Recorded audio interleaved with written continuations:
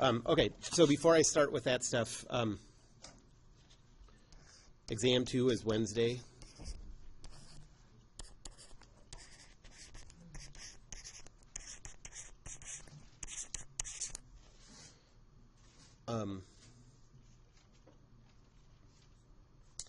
And that's going to cover everything up through rigid body kinetics, right? Is that what I said before? Okay.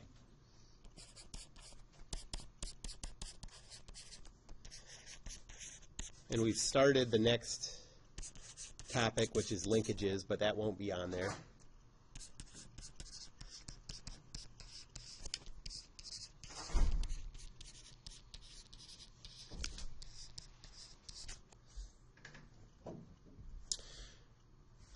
Okay, so I'd be happy to answer questions all class today if you have that many questions. Otherwise, we'll keep going with linkages. But yeah, let me start with that.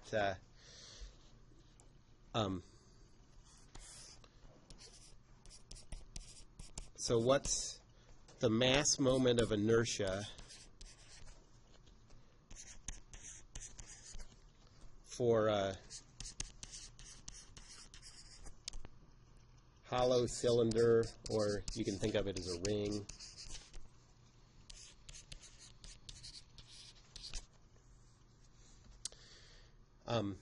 Well, we can do it by, so let's give some dimensions. So let's say that we have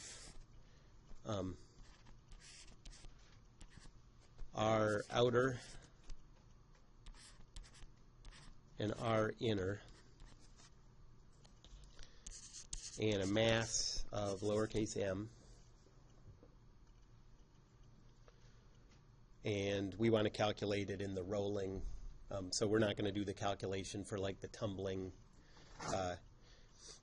axis of rotation, but for rolling.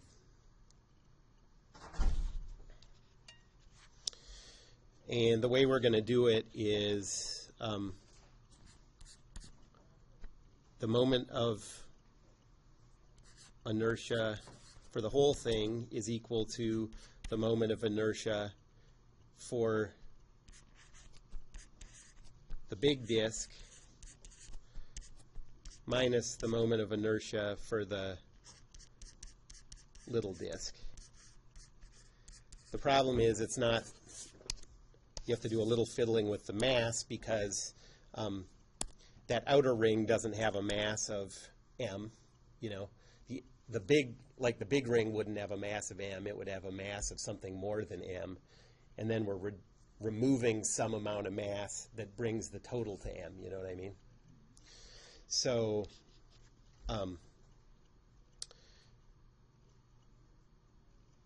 let's do it as a ratio of areas. So we know that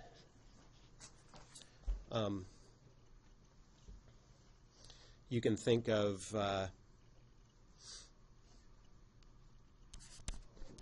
okay, so the outer area is equal to pi r outer squared, and the inner area is pi r inner squared.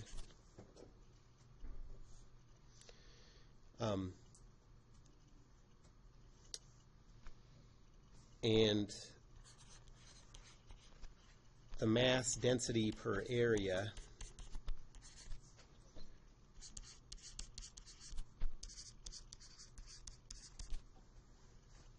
I'll call it rho, even though we usually use rho as a mass density per volume, but I'm just doing it by area because this is a two-dimensional problem.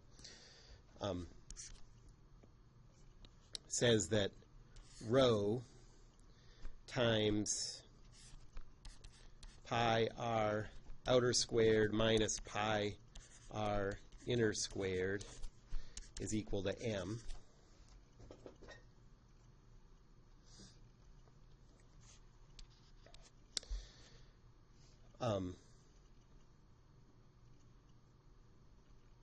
Okay, and we want to come up with, what we need to do is come up with expressions for the mass of the big outer disk and the small inner disk in terms of this. So rho pi r outer squared minus rho pi r inner squared is equal to m.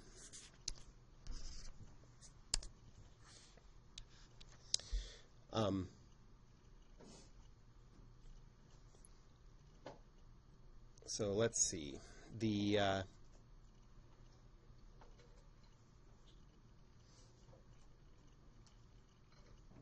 I guess you could think of it as, so the mass of the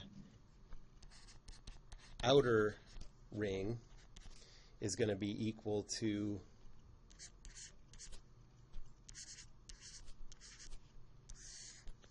the fraction of the total mass, the fraction of the total area that that big outer ring would have. It's going to be bigger than 1, and it's going to be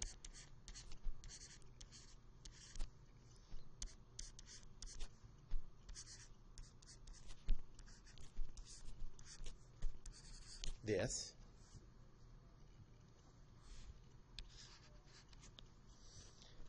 And the mass taken up by the inner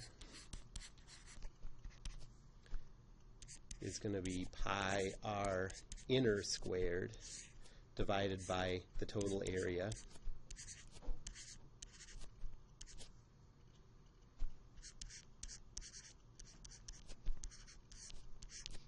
times m. Okay, so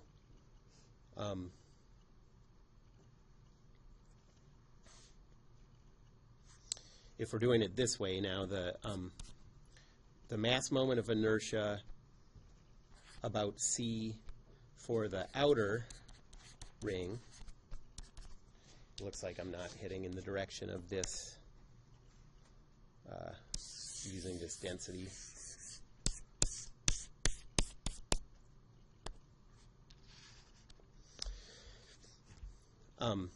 Well, that's equal to 1/2 times the mass, which is this big expression, outer,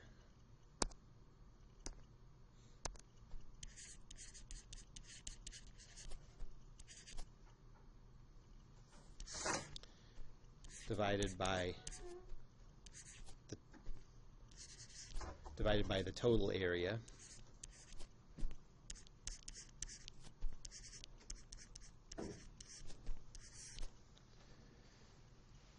Times the radius of that big outer disk squared, so that's r0 squared. You can simplify this a little bit. So it's equal to pi m r outer to the 4th divided by 2 times pi r outer squared minus pi r inner squared. Anyone see any things I'm messing up yet? Because it'll happen. Okay, and then the moment of inertia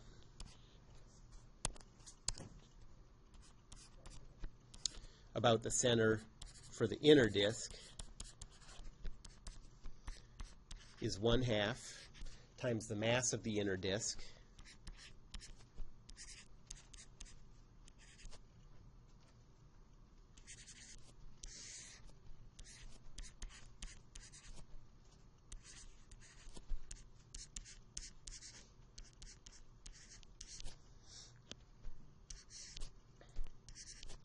times r inner squared,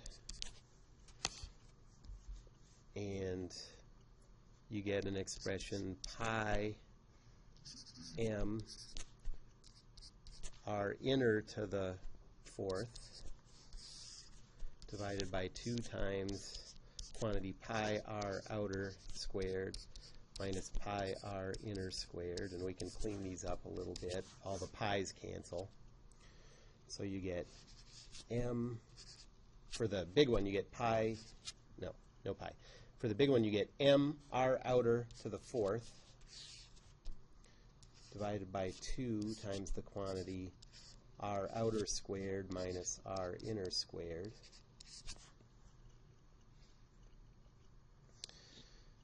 And for the inner one, you get m r inner to the fourth divided by 2 r outer squared minus r inner squared.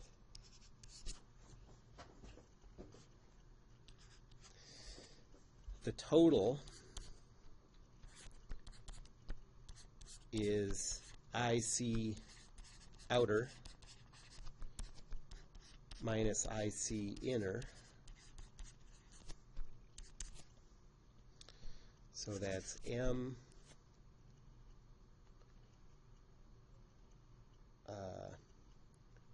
over 2 times r outer squared minus r inner squared times r outer to the fourth minus r inner to the fourth. Okay, so that is the final expression. And is there any way to factor that top one? What? On the bottom for sure. Yeah. Oh, yeah. Right. Okay, so r outer squared minus r inner squared times r outer squared plus r inner squared. And then you can do that again with this one. Okay, so now let's do the bottom two. Let's just keep going with both of these. So we have 2 times, this is r outer minus r inner. They cancel. Yes.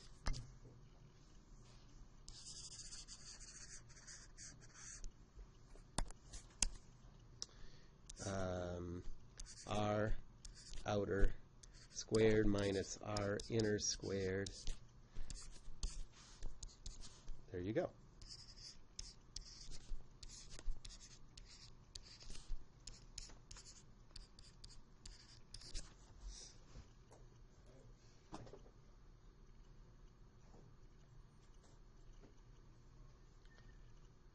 Okay, so you get that sort of, that's how you get that sort of counterintuitive formula for the moment of inertia of the disk and for the hollow disk. And that's why in the homework for Wednesday, the hollow disk with a mass m, the ring, accelerates less down the incline than the solid disk.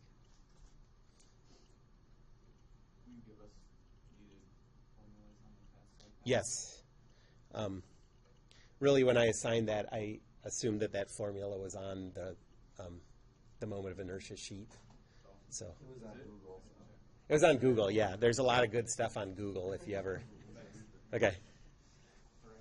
Yeah, for sure. Google, super useful. Sort of like a big dictionary.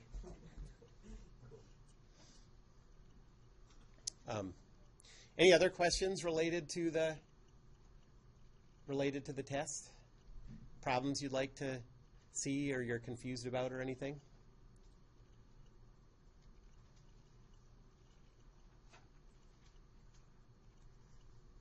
I'll wait here.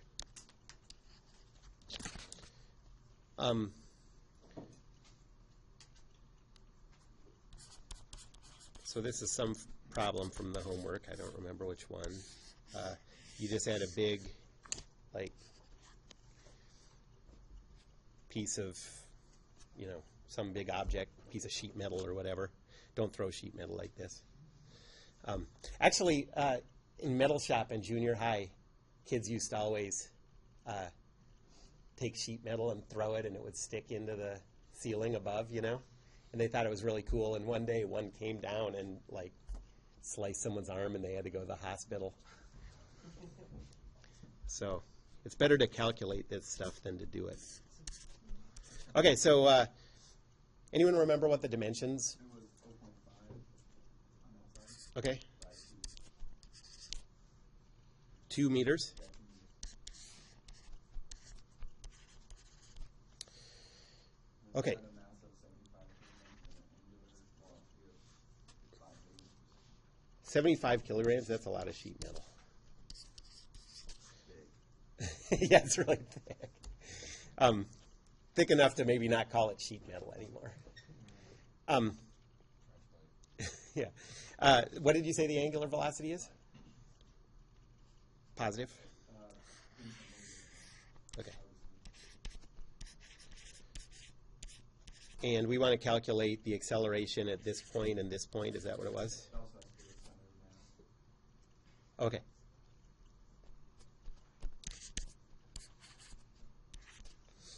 So asking for the acceleration of the center of mass, it asks you to it asks for the acceleration of the center of mass.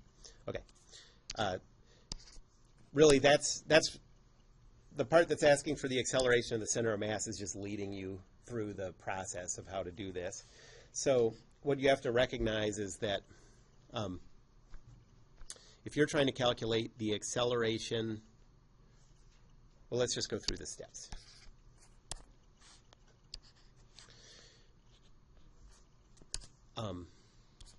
So step 1, does this have a fixed point or not? This is just flying through the air, so no.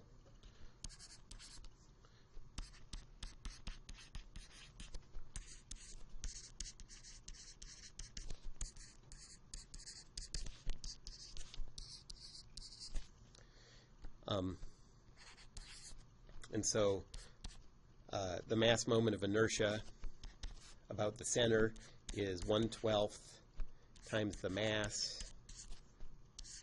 times the length squared plus the width squared. What do you get for that?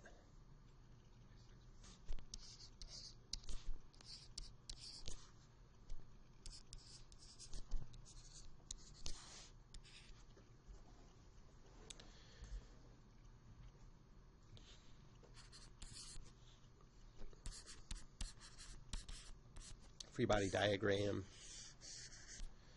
What forces are acting? Right, and that's all. So 75. Acceleration due to rotation. Yeah, so there's acceleration, but the acceleration is all related to the right side of Newton's second law, or the rotational equation in Newton's second law. The free body diagram is only the forces. Okay. So those are, think of those as totally separate, and we're only dealing with the forces right now.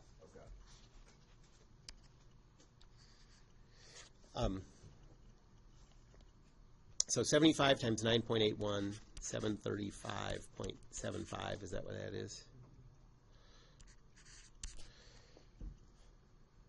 It's a pretty boring free body diagram. And then, do we care about Newton's second law for this one? Why? Right. So Newton's second law. Oh, I skipped. The pancake table is pretty boring for this one too, but let's do it. Pancake artist row 4 marzipan. I'm trying to help Sarah get enthusiastic about marzipan.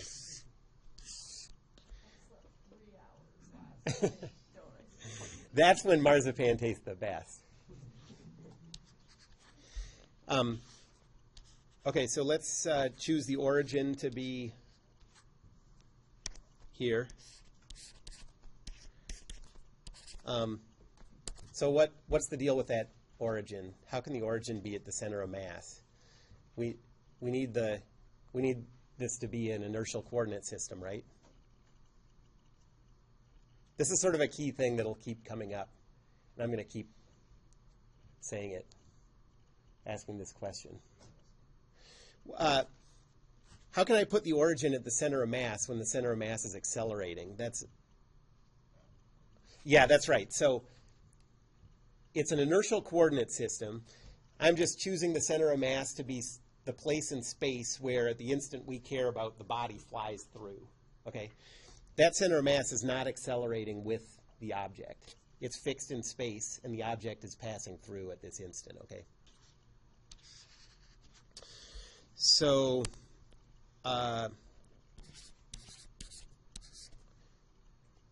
at the origin, that's where the weight's acting. Our about point is the center of mass, so that has to be at the same place. So the rho vector is 0. Force vector is 0, negative 735.75. And there's no moment.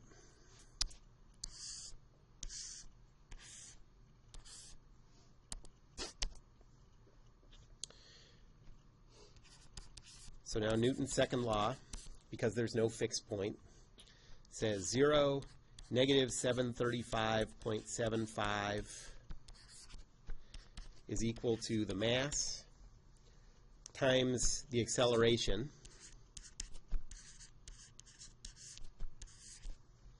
And that's enough for us to calculate the acceleration. And it's no surprise what that is. It's in free fall, even though it's spinning. And so the acceleration of the center of mass is that parabolic, the motion is a parabolic path like in any free fall problem. That's what the center of mass is always going to do. So the acceleration vector is equal to 0, negative 9.81.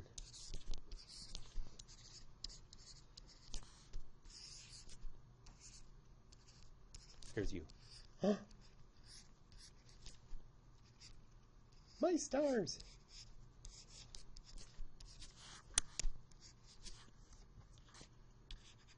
Okay, so now the interesting part of the problem isn't what the center of mass is doing. It's what kind of accelerations you get because of the spinning. Okay? So what do we get from the rotational equation? A equals alpha cross R. So yeah, that's right. So let's just keep. You're right. So we're going to head to the watermelon equation, but let's just keep going through the steps. So we have one more step that says add up all the moments. That's 0, and that's equal to the mass moment of inertia, 26.56. What? All the moments added together is 0.5. That's per second. No, that's not a moment. That's an angular velocity. So So moments are only developed when forces acting on. yeah, the moments only. So on the free body diagram, all you show are forces and stuff related to forces. So forces and couples. That's all that appears. And those are the only things that go on the left side of Newton's second law. The other stuff comes up in its own equations or whatever, or some acceleration stuff comes up on the right side of Newton's second law. But for this, we're just going to go through this table, add up all the moments in the table, and that's the left side of the rotational equation. So we get 0 is equal to 25.56 alpha, which says alpha is equal to 0. So was it? Doesn't end up mattering, but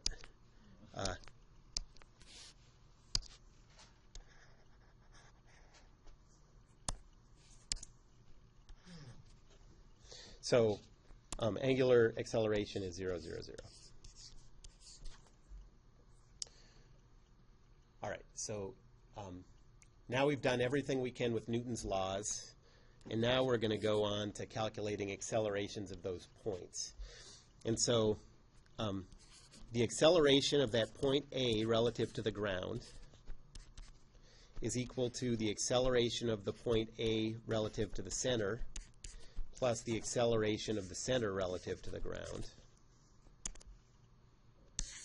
This one is this.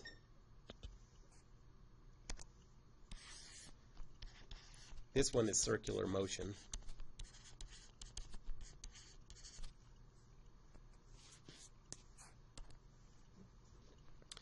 So the acceleration of A relative to the center is equal to 0, 0, 0, crossed.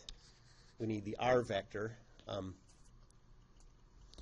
So that's going to be, if this has a length of 2 and a height of 0.5, from the center to A is going to be positive 1x, positive 0.25y.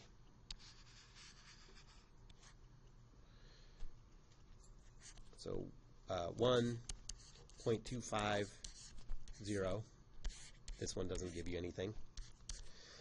Now, this is where the angular velocity comes in. What was it? 5? So plus 0, 0, 5 cross quantity, 0, 0, 5 crossed with 1.250.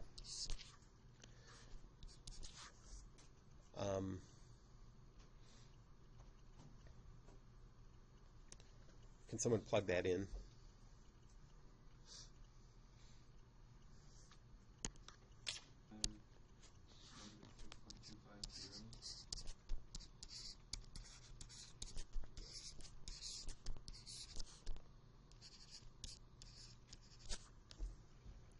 Okay, and then for the other one, everything's the same except your R vector is different.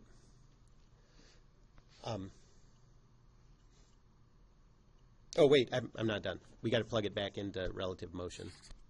So the acceleration of A relative to the ground is what we want. That's equal to negative 25, negative 6.25, plus 0, negative 9.81. So you get negative 25. What is it?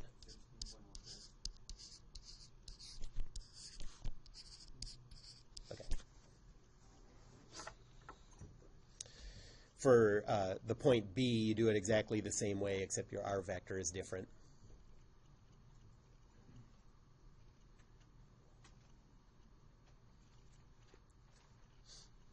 Any other questions?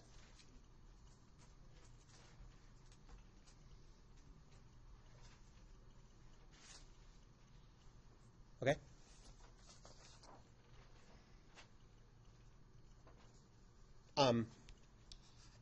So last time we started talking about linkages.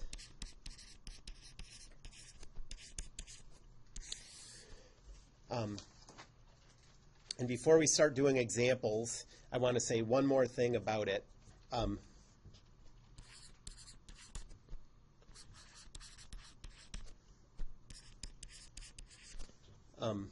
One rule for doing linkage calculations.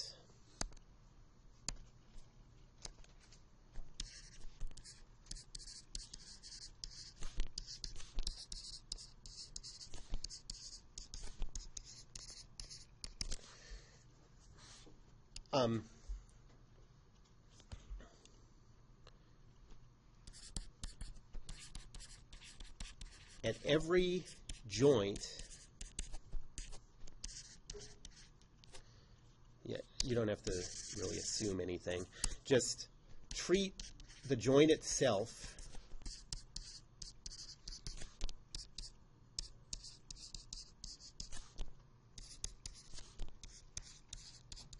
as part of the lowest numbered member connected to the joint.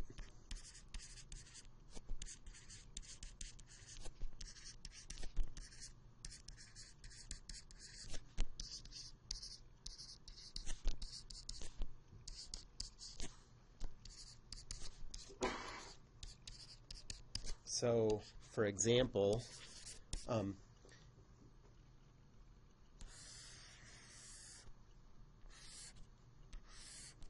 if you have a pin joint here connecting these three members, and you're going to have to label these members just to keep track of them anyways. So say that the way that you numbered it, and it's totally arbitrary how you number them, but say you number them 1, 2, 3. And let's say that there's an external force acting on it.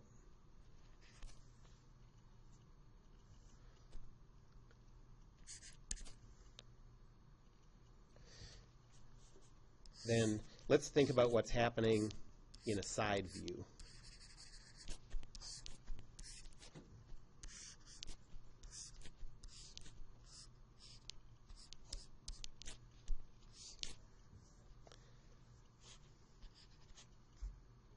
Okay, so think about what this fellow thinks, what he sees. In his mind,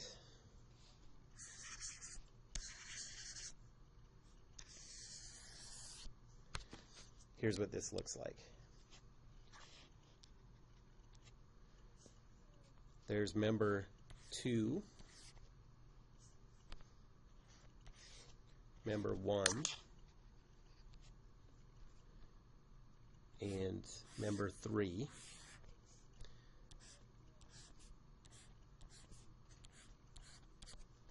And they're all connected to this pin, to the actual joint.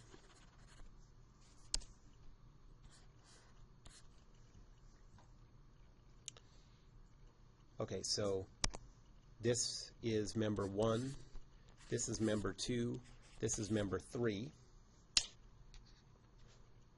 and the force, F, is applied to the joint itself, and it's acting this way. Can everyone make that mental leap from one dimension to the other one plane to the other one? Okay, so what you're going to do is you're going to do this when you do your choose the bodies to isolate. You're going to do everything as if this pin were part of member 1. Okay? It doesn't have to actually be part of member 1 for you to do this. You can always, every time you isolate something, you're lumping in multiple atoms and whatever. Here you're just lumping a pin in with the body.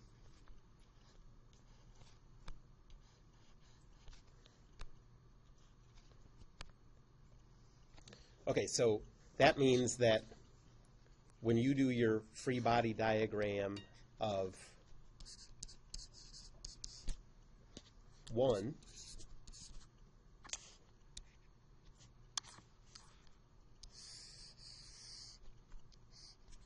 what forces are acting on 1? So look at this side view, and if the pin now is part of member 1, what forces are acting on 1?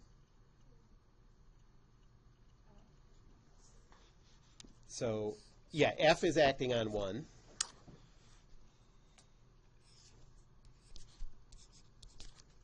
And then what contact forces? Yep. On 1 by 2 and on 1 by 3. Okay, so far that's not too surprising or anything. But now let's do the free body diagrams for 2 and 3.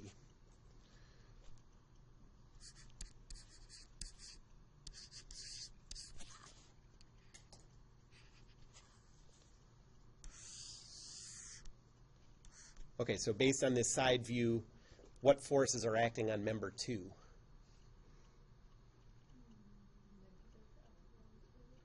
Yep, so if you just think about what things are directly touching number 2, the only thing touching number 2 is number 1, right? Just that pin. 3 and 2 don't see each other at all. So here you have the force on 2 by 1, or negative F12, and that's all. 2 doesn't see 3, and it doesn't see that force F.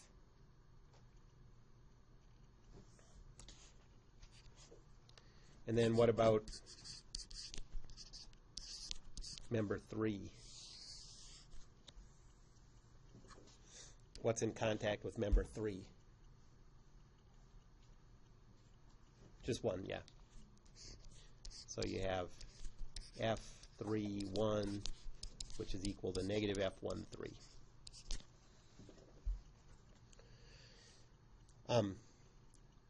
If you don't follow some kind of rule like this, then, and like if you applied this force F to members 1 and 2 and 3, you'd be doing this problem as if that force F was 3 times as big as it is. So which one of these members we lump the pin in with is totally arbitrary, but you need a system so that you don't forget to do it and you don't double count it. And I'm going to always choose the lowest numbered member, so why don't you do that too? It seems easier.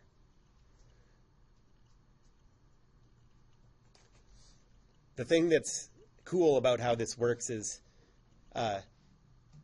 if you numbered this 1, 2, 3 in the other order, your free body diagrams would look totally different.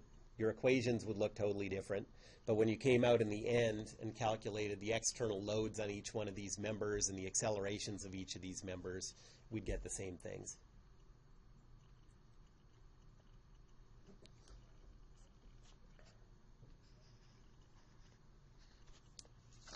All right. So let's do an example problem. We'll get as far as we can today, and then we'll pick it up next time on Friday.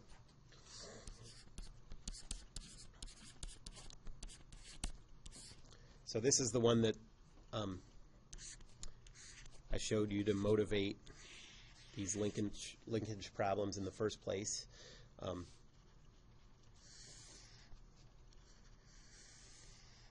So say we have these 2 long bars connected by a pin joint. Over here it's connected to the ground with a pin and slot joint that's vertical. The slot is vertical. And we have an external force of 600 newtons applied to that pin. I'll call these joints A, B, and C. And at this instant, these angles are each 70 degrees.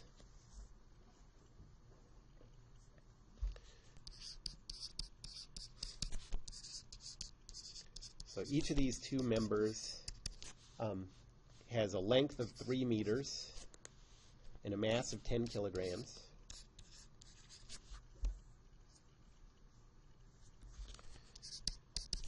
And at the instant shown,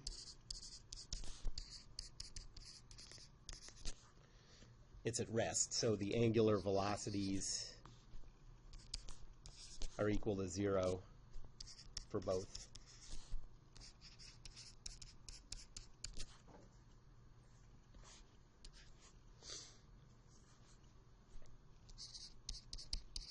And we want to know what's the acceleration vector for the pin at C. If this is some kind of machine where this end over here is performing some task, you want to calculate what the motion is going to be like. Okay.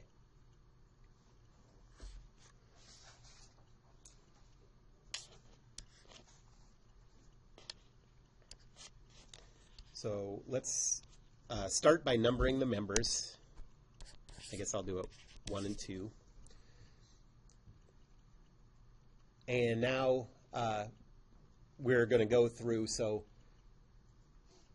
I basically said for these linkage problems, last time I said that you're going to break up these linkage problems into 2 parts. The first part is doing the rigid body kinetics for each member. And then the second part is coming up with the geometric constraints, saying that the acceleration of A according to member 1 has to match the acceleration of A according to member 2. we'll also have a constraint that says there can't be any horizontal acceleration of this point at C. Okay? And so we're going to start by doing the rigid body kinetics for each member in turn. So member 1.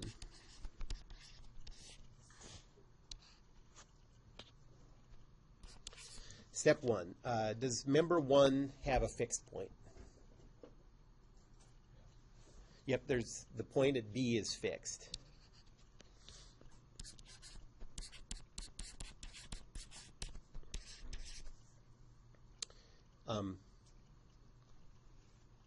So the about point is B. And so the second step, when we calculate our moment of inertia, we have to do it about that point B. So that's 1/12 times the mass times the length squared. That's the part that gives us the moment of inertia about the center. And then we have to use the parallel axis theorem. So what's the distance from the center of mass to our about point? 1.5, yep.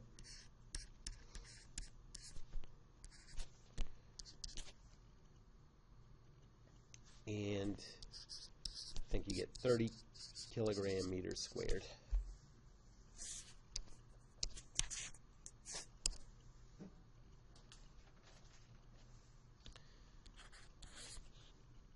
And now, free body diagram.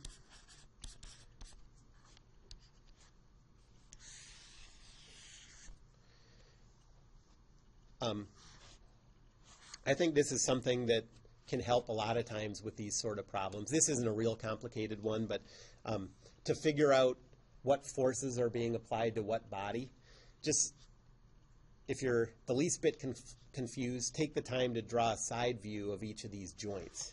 So what's going on at the joint at B?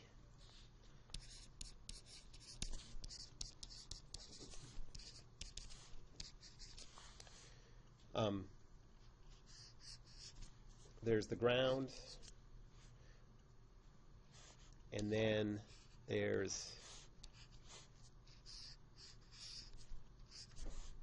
member 1, and that's all, right?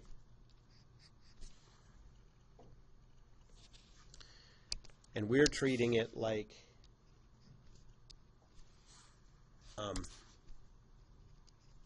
that pin is part of member 1. So what forces are acting at on member 1 at the pin at B?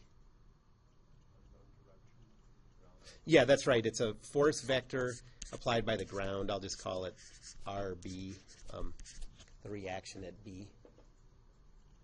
Okay, but from the side view, you can see this one isn't very earth-shattering, but you can see that there's nothing in contact with member 1 except the ground. And now this is the one that can be a little trickier. Side view at A.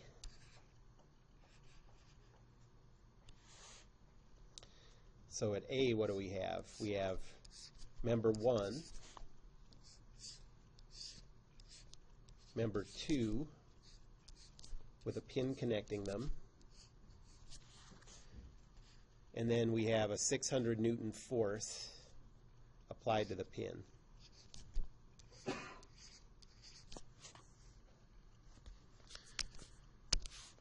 We're treating the pin as if it's part of member 1.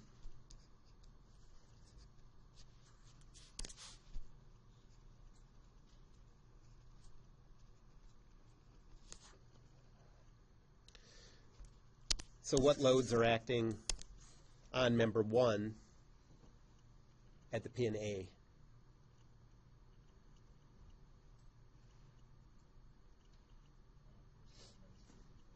Yep. Yeah, so force on 1 by 2, because 2 is touching the pin, and then the 600 Newton force.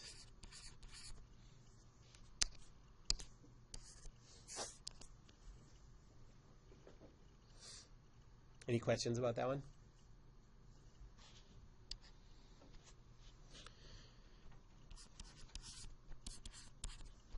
Pancake artist row for marzipan.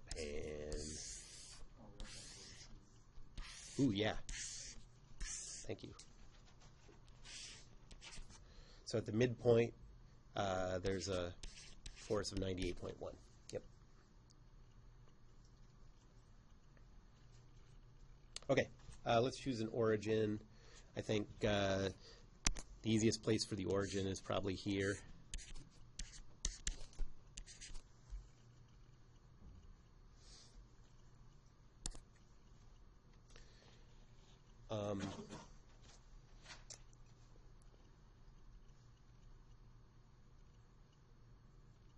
Actually, let me move the origin so it matches my notes. So let's put the origin here.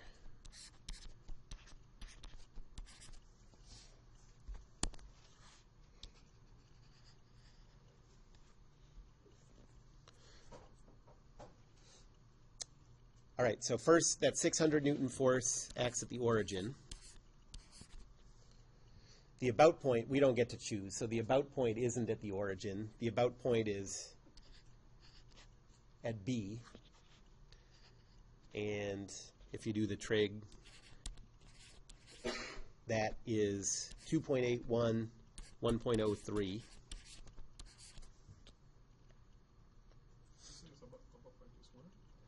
It's at B. It's at the fixed point. So the row vector is negative 2.81, negative 1.03.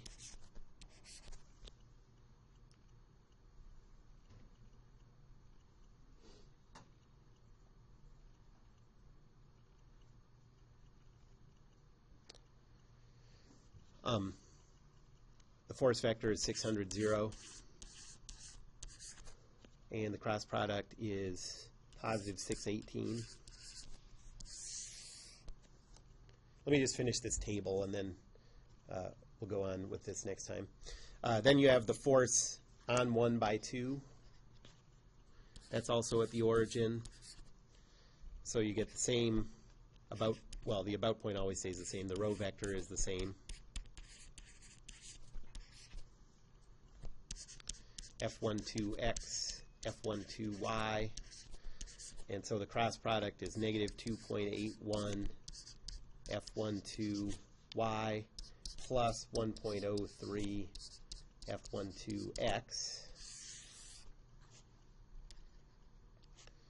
And then the force RB is at the about point.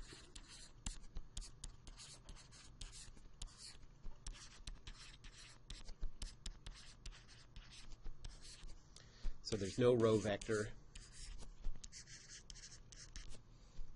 So R, that's at B, I guess. RBX, RBY, and there's no moment.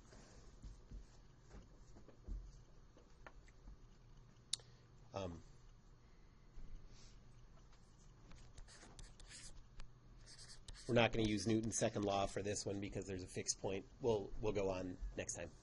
Yep. Dang. Oh. Okay. Keep doing that.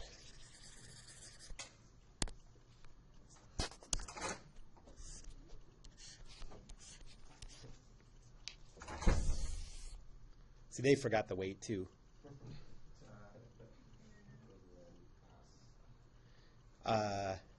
And then the where does the weight act? It acts at the midpoint between these 2 points. So average those two, you get like 1.41, 0.51, something like that.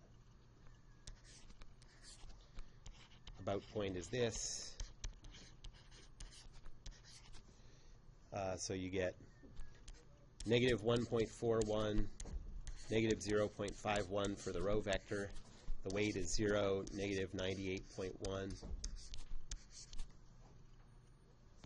Take the cross product and you get 138.3 or so. No Newton's second law. All right.